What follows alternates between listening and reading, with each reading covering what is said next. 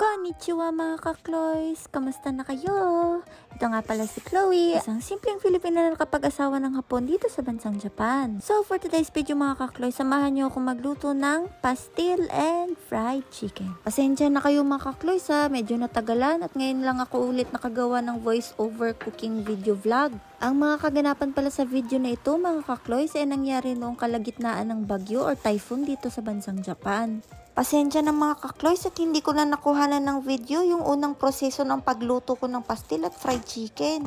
Wala kasi talaga sa plano kong gumawa ng vlog ng mga time na to. Dahil nga may bagyo.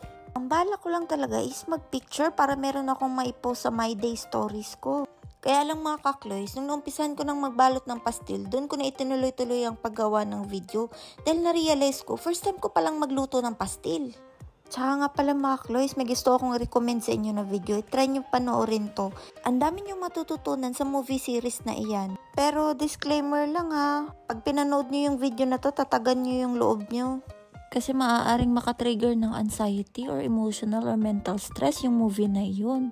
Ang title pala ng movie series na yun mga ka-Chloes ay The Frog. Isa yung Korean suspense drama movie series na mapapanood nyo lang sa Netflix mga ka-Chloes. Kita niyo naman sa video kanina, ipinanood ko nga si Asawang Hapon. Ang sabi pa ni Asawang Hapon, ang ganda daw ng movie na yun.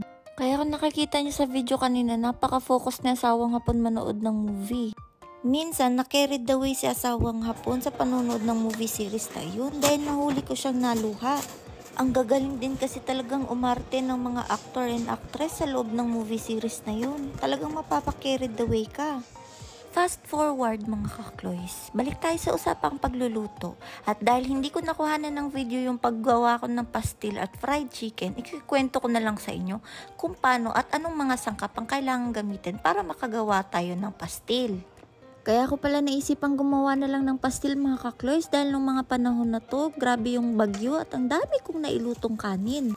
Sabi kasi ng asawa ko mga ka-Chloes, damihan ko daw ang pagluto ng kanin dahil posible daw mawalan ng kuryente dahil sa bagyo. Although meron naman kaming naihandang bala ng gas para dun sa portable stove.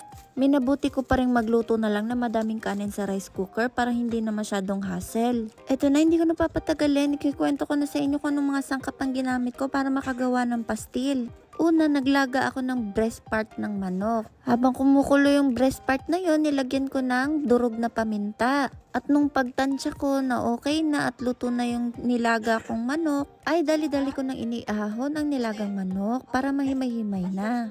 Hindi ko pala itinapon yung tubig na pinagkuluan ko ng manok mga ka-Chloes. Dahil ginamit ko yun konti sa pagsabaw doon sa sauce ng pastil para talagang lumasa yung manok.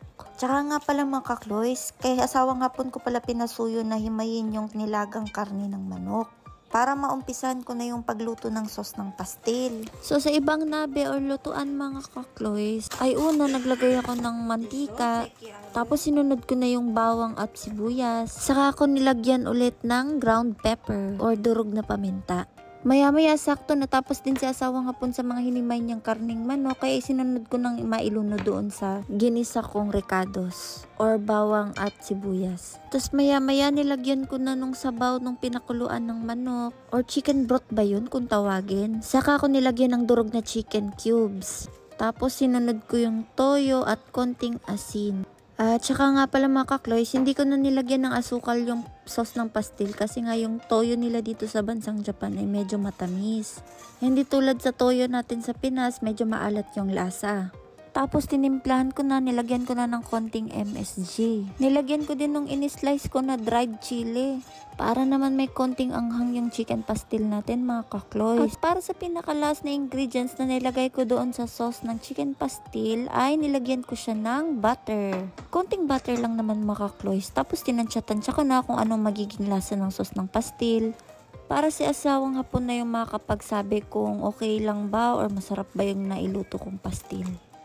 First time pala ni Asawang Hapon makakain ng pastil mga ka-Chloes. Kaya in-explain ko sa kanya na itong niluto kong pastil ay kasing tulad lang din ng pagkain nila dito sa Japan na kung tawagin nila ay onigiri. So since wala naman tayong dahon ng saging dito sa bansang Japan, kaya ginawa ko na lang, binalot ko na lang ng saran wrap. So ayun mga ka-Cloys, nakagawa tayo ng 4 na balot ng pastil.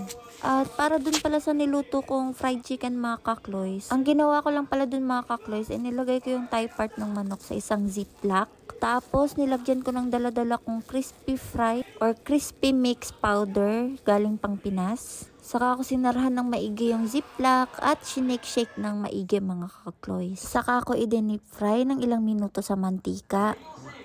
So, ito na mga ka-Cloys, finally, it's taste test time na. Aji, wakaranai.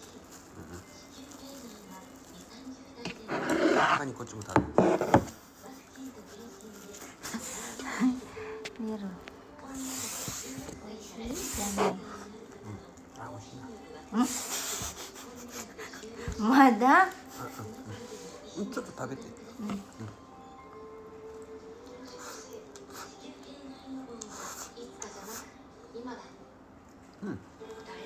おいしい Karay? おいしいおいしい辛い